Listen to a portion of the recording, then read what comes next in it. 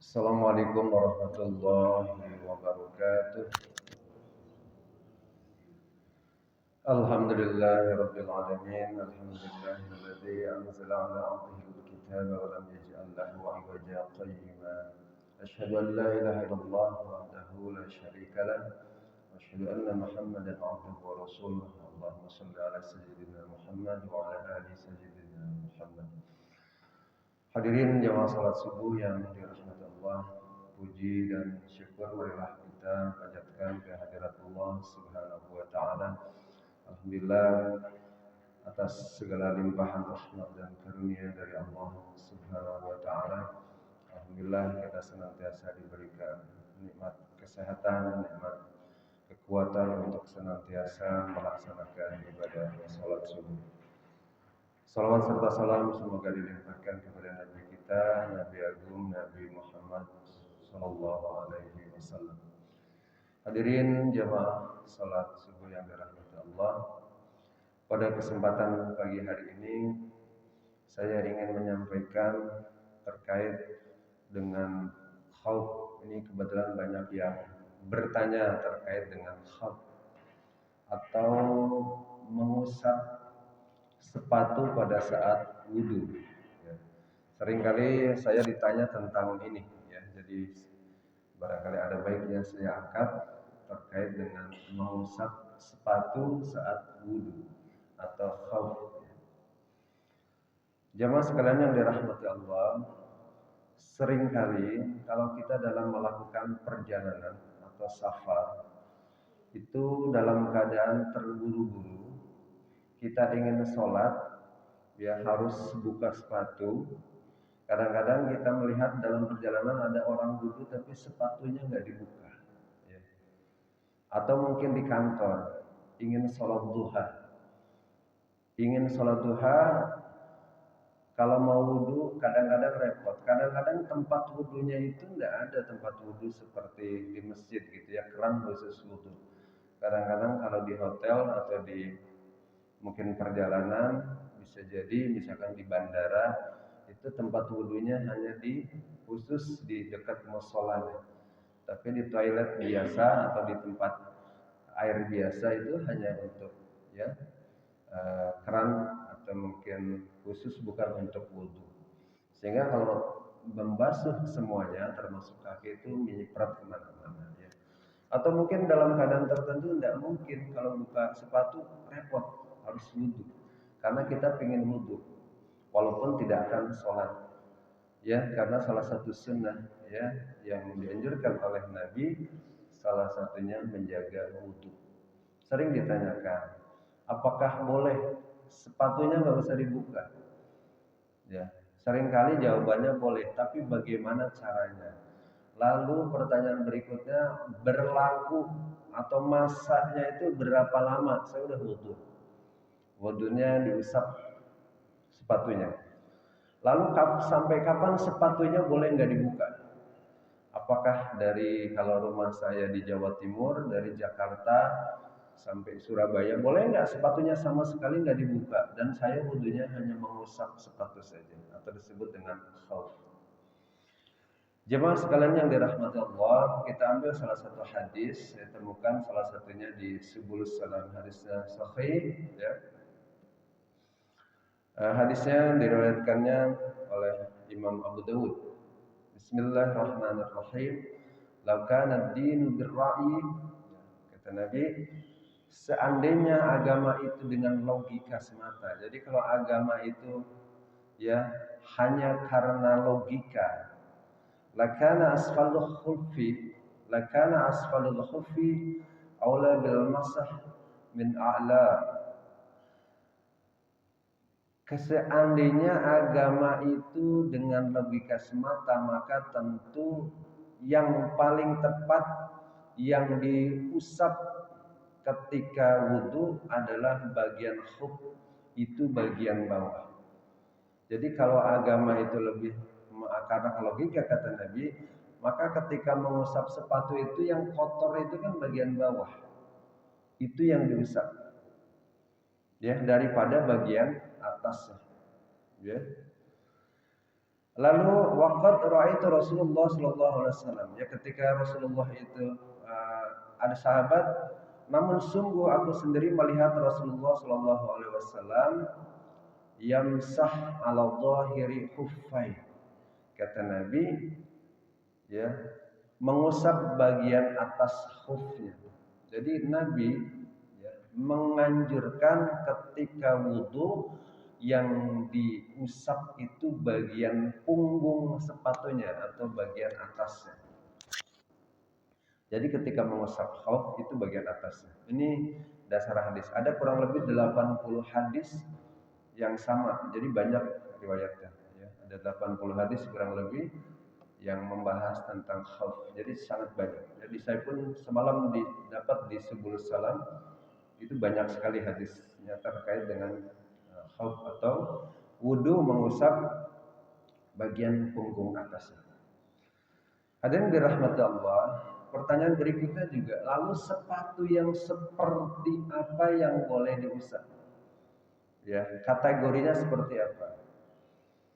Imam Syafi'i berpendapat bahwa khuf itu semua sepatu yang tidak tembus air. Karena khuf itu aslinya itu terbuat dari kulit. Sepatu yang dimaksud oleh Nabi, oleh Rasul adalah sepatu yang terbuat dari kulit. Ya. Tetapi Imam Syafi'i menyampaikan bahwa semua yang sepatu yang tidak tembus air, berarti yang tidak tembus air itu yang tidak rembes. Yang tidak rembes itu adalah berarti bisa jadi dari kulit, bisa jadi mungkin kalau sekarang lagi zamannya sepatu dari karet ya. Ya, sepatu apalagi kalau bapak-bapak itu banyak tuh ya sepatu kantor bukan dari kulit tapi dari karet tapi mirip bentuknya kayak kulit gitu ya. Kalau kata Imam Syafi'i boleh. Bahkan ada ulama yang berpendapat semua sepatu ya, tetapi dia suci bersih, ya memang sepatu itu bukan untuk sepatu untuk hanya sekedar bermain kotor-kotoran, tetapi sepatu yang memang itu digunakan untuk resmi. Ya, itu boleh. Tetapi kalau kita mengambil dari Imam Syafi'i lebih aman adalah sepatu yang terbuat dari kulit atau sepatu yang tidak rembas air. Itu khauf. Itu yang pertama. Jadi kalau kita pakai sepatu itu kategori khauf, kita boleh tidak mengusap atau tidak membasuh kaki dengan air. Itu khauf. Lalu yang kedua, syaratnya apa? Kalau kita wudhu, lalu kaki kita nggak dibasuh. Syaratnya adalah sebelum wudhu, dalam hadis yang diriwayatkan oleh Imam Bukhari salah satunya, sebelum wudhu kita sudah bersuci. Sebelum mengusap khauf, kita memang sudah punya wudhu. Misalkan kita mau ke kantor, di rumah kita sudah punya wudhu, atau sesudah sholat kita pakai sepatu, berarti kan masih suci. Dalam keadaan suci kita pakai sepatu, lalu kita ke kantor, begitu di kantor batal, pingin wudhu baik mau sholat ataupun tidak, maka tidak perlu lagi membuka sepatu, cukup diusap bagian punggung sepatunya saja. Itu disebut dengan khauf. Ya, jadi nggak usah repot-repot harus dibuka lagi. Ya, cukup diusap bagian punggung atasnya saja. Ya, tadi kalau kata sahabat, kalau agama itu adalah dengan birra'yi, lakana dinu birra'yi, maka yang diusap itu sebenarnya bagian bawah yang kotor. Tapi Nabi mengajarkan bukan bagian bawahnya, tapi bagian punggung atasnya. Syaratnya adalah tadi, sudah sebelum memakai sepatu sudah suci atau sudah punya wudhu. Tapi kalau sebelum memakai sepatu itu sudah batal wudhunya, maka nanti begitu di kantor wudhu, ya sepatunya harus dilepas dulu. Karena sebelum memakai sepatu tidak dalam keadaan suci. Itu syaratnya adalah syarat untuk kita membasuh sepatu ya. Hadirin yang dirahmati Allah, lalu pertanyaan berikutnya adalah yang sering ditanyakan, berapa lama? Ya, berapa lama kita boleh khauf, kita boleh tidak membuka sepatu ketika wudhu. Jadi hadirin sekalian yang dirahmati Allah, dalam hadis yang diriwayatkan oleh Imam Ahmad, ya, kita boleh melakukan khauf, ya, ada dua cara. Kalau kita mukim, kita bukan dalam perjalanan jauh, boleh kita mengusap sepatu 1 kali 24 jam. Itu berdasarkan hadis Nabi yang sahih.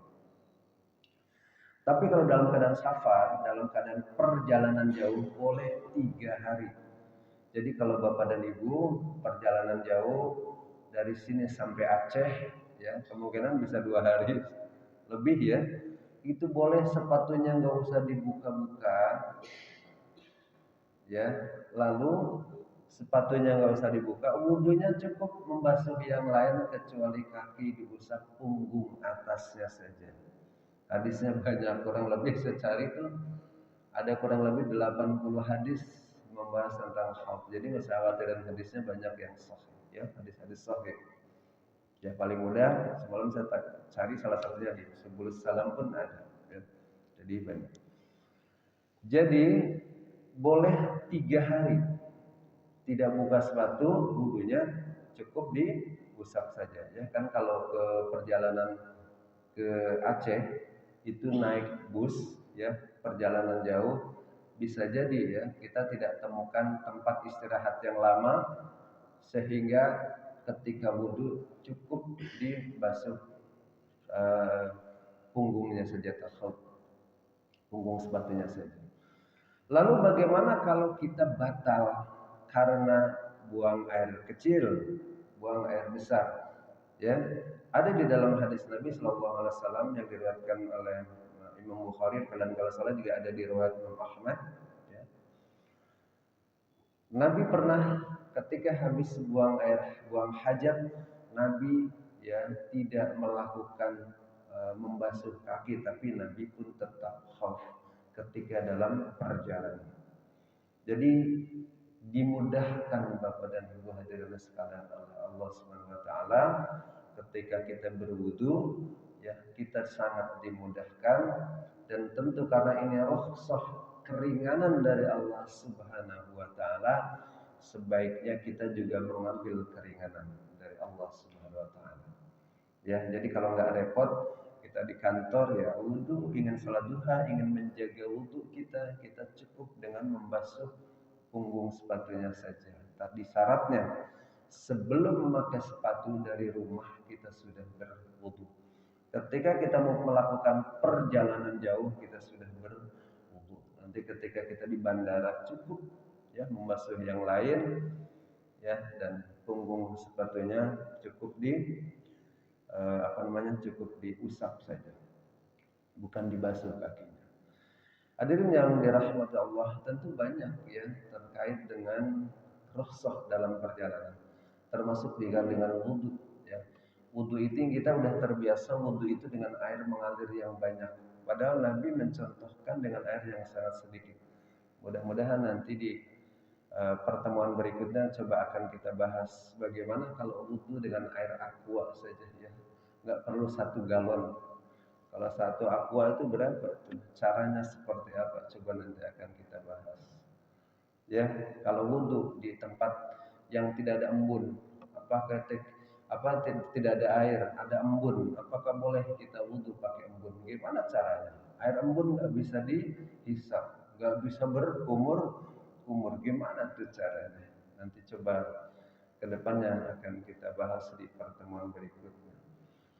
Ya, rukhsah yang diberikan oleh Nabi Shallallahu Alaihi Wasallam sebaiknya juga kita lakukan. Ya, dalam keadaan tertentu mungkin kita bisa melakukan wudhu dengan air yang sedikit, dan ukurannya seperti apa?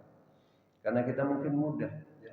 Tapi kalau mungkin di Timur Tengah dengan air yang sangat berharga, sulit mendapatkan air, ya. Di sana air yang sangat berharga, mungkin itu ya ukuran air itu sangat berguna sekali. Atau kita yang sering melakukan perjalanan jauh Bisa jadi suatu ketika dalam perjalanan kita di gunung tidak ada air hanya sedikit, yang membawa kita hanya air aqua saja. Bagaimana kita caranya? Ada air embun.